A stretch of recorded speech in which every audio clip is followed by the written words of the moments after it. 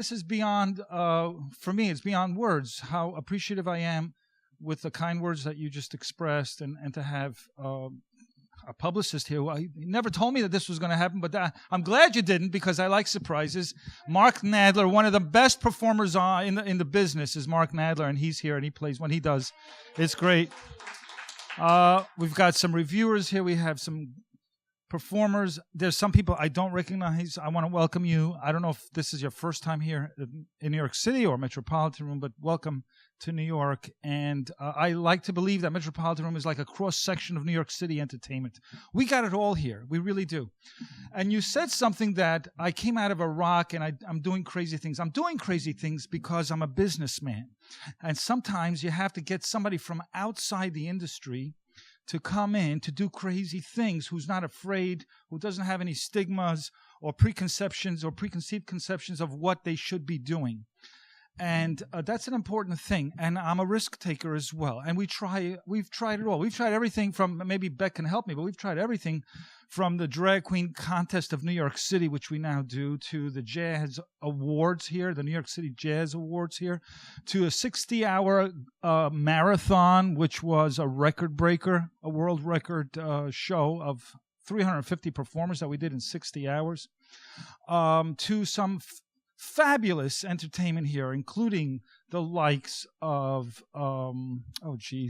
Marilyn May. You know, the list goes on. We have Marty Allen tonight. We'll do it all. We'll bring back, the point is, it's all about entertainment. That's what it's all about. It's about entertainment. So you asked me a question to answer the group today, and that's about marketing. How would you go about marketing?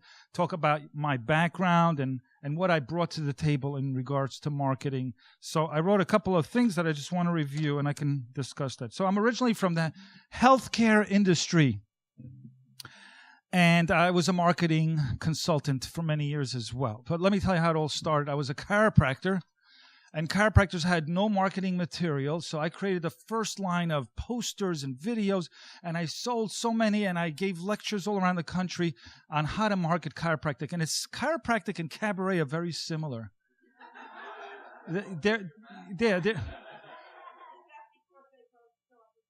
Well, they both start in C, and comedian too. So they and comedy, because they're the underdog. Cabaret is an underdog. Chiropractic is an underdog against medicine, you know, and cabaret is an underdog against the bigger theaters and bigger things that go on in the city. So there has to be more education involved. So you have to educate the public. The performers have to educate their audience members. So there's a lot more education involved, but it's exciting that way because I like to educate people. And so part of what we do at the Metropolitan Room is educate our performers. We have a seminar on Monday. We have a lot of seminars for performers on how to run their business, because you're not just a performer, you're a business person. So I'd like to, so I was in the healthcare business. I created marketing material, and then I landed a job on Cablevision, which ended up on the Health Network. I was a host of a TV show for 12 years called To Your Health, and I interviewed a lot of different professionals in the health industry. I really enjoyed it. It was a great run. And that led me into marketing. So I was doing marketing for chiropractors. I was marketing then for everybody. I had the largest practice in New York State, and it wasn't because I was a good chiropractor. It was because I was a good marketer. And I tell performers that you could be the best singer, but if you're not a good marketer, you're not going to have any people in the audience. You have to be balanced. You have to know how to run your business. So I'm going to share with you today, if that's okay with you, Marta, just a couple of very important principles on how to market and understand that you're running a business, not just you're not just entertaining. When I ran the marketing business, Furshpan Associates, which still exists today, it's limited in what it can do because this occupies 95% of my life. And thank God my wife and I work together. Otherwise, she would never understand why I work so many hours. But thank God she works with me side by side. And let me tell you, it's fun. It really, for the most part, it's a lot of fun. But when I was doing marketing, I was creating compelling pitches for NASCAR. For those of you who are NASCAR fans, I doubt. Are there any NASCAR fans? There are. Okay. Most NASCAR fans are usually in Pennsylvania. There's some in New York, but they're the best fans in the world. I don't know if you know that. They spend about $2,000 a year on NASCAR tchotchkes. They really do. They'll travel like 200 miles to go see a race. They're very loyal. And so they gave me the job of producing their presentations to Nextel, which was the Nextel Cup Series, and the Sunoco Official Fuel and other things like that. And I worked for McDonald's and American Airlines. I really got into the market. I had a big company. I sold it eventually, and I got into music. So I produced concerts at Lincoln Center and Hammerstein Ballroom about 10 years ago, and I love music. I've always loved music. I played drums when I was in college. I've always loved music. And then I took a break from it. I retired my practice, and I went into stand-up comedy. I did that for 5 years because I was sort of like a comic with my patients. I was always doing my repertoire with them, and they loved it. It was fun, but I said, but stand-up comedy is not like lecturing. It's not like social interaction with people. It's scary. It's very frightening because the people that are drinking and looking at you are thinking, I paid you, make me laugh. It's not like a lecture. There's a lot of pressure. So I really did enjoy it, and somehow I got connected with the owners of the Gotham Comedy Club who owned the Metropolitan Room, and I got into the business that way. That's how it happened. So I'm the managing partner of the Metropolitan Room for the last 5 years, and we've produced and hosted about 5,000 shows since then.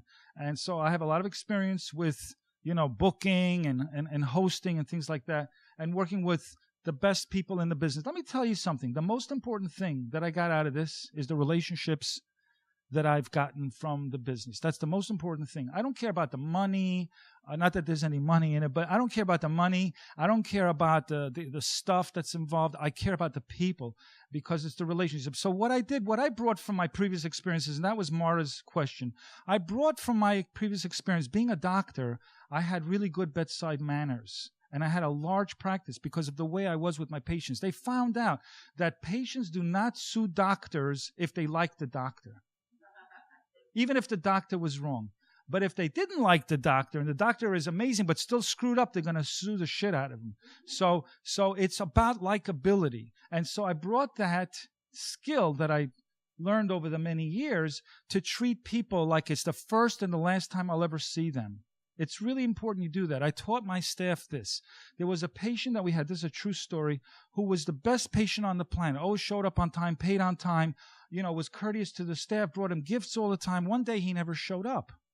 And for 2 months, we're calling and leaving messages. One day, the mother calls up and says that he got killed in a car accident 2 days after we saw him. We were sobbing. But I asked my staff, what would you have done if you knew this is his last visit at the office here, and you can't change fate? You can't. But what would you have done different about that visit? They said, we would have hugged him, not let him go. My God, we would have told him how much we appreciate him. I said, that's how you got to treat everybody all the time, because you never know if you're going to see them again. And all of your fans should be treated like that. So this is what I want to share with you today.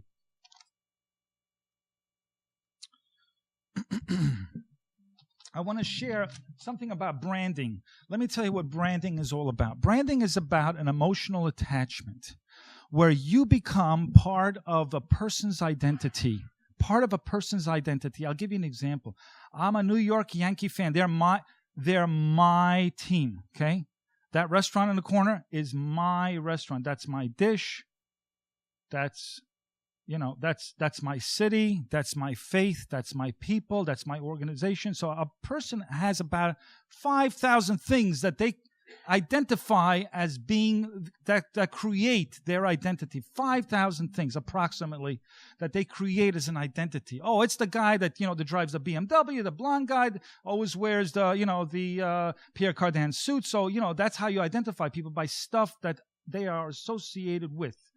So you want to become part of a person's identity where they say, that Mark Nadler, he's my guy. Okay, you're going to see my guy, and I'm going to bring you to see him because he's amazing.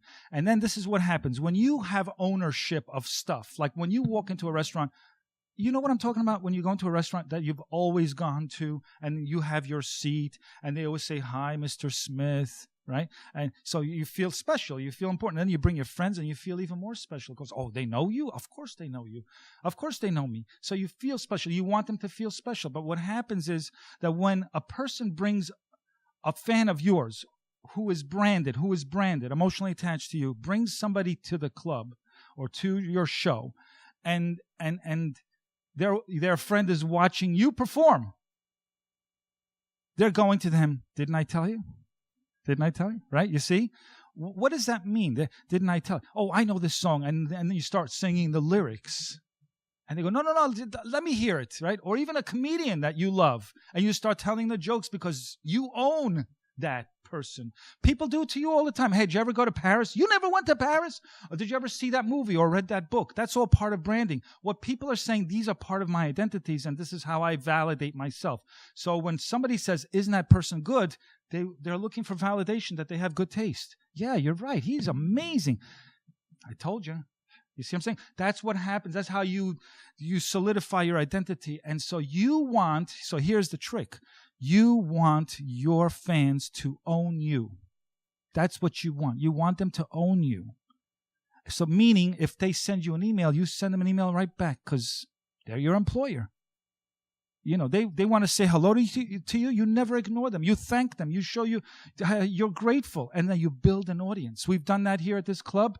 We have 4,000 performers on our roster. We have 40,000 people who have been here, who we constantly communicate with and tell them how much we appreciate their patronage. And that's how you build your fan base. But but you can't do it just mechanically because you got to do it. You got to love it. That's why you're doing what you do. You're on stage because you love the people that are here to enjoy what you do, your talent. You've probably been singing or dancing since you're a little kid. And you always wanted to do it because you wanted other people to validate that you have talent. And it's okay. And you do have talent. And everybody has other validations that they need. Doctors need validation that they did a good job. A mechanic needs validation that they did a good job because it's pride. You feel good that you actually contributed something to society. You have something that you're contributing to society. It's a gift that you have. It's an incredible gift to make people happy because music makes people happy. It's a universal language. So that's what I want to share with you in terms of branding. Let them own you. Throw yourselves into your fan base. Let them own you. Respond to them right away. Don't go, oh, it's that pain in the ass again. They're always texting me how much they love me. They love them back. This is what you worked for. Now, here's something crazy that I see on the internet. When you're doing a lot of social media, I see a lot of performers expressing their political opinions, which is a big mistake. I don't recommend it. I don't think it's a good idea because you're alienating half your audience. You work so hard your entire life to get that audience to love you, and now you're ready to alienate them. I've seen performers actually say, unfriend me if you're going to vote for that person. It's the craziest thing I've ever seen. People are getting crazy. It's psychiatric as far as I'm concerned. The ego has gone awry. So I recommend that you keep politics and religion out of your business. Your business is, am I supposed to be finished? Oh, I'm wrapping up. So let me just explain this. I conduct a class on Monday night. I'm not here to solicit it, but just so you know, I teach 7 divisions that you should be running in your business. You should have 7 divisions like any company. And production, which is your voice, your talent, whatever it is only 14% of your business. The rest of it is how to market it, how to solicit, how to make sales, how to write contracts. All of that I teach. And you should all know that. I'm sure most of you do. But if you need a little tweaking, I'm here to help. That's all I have to say. Thank you so much for asking me to speak.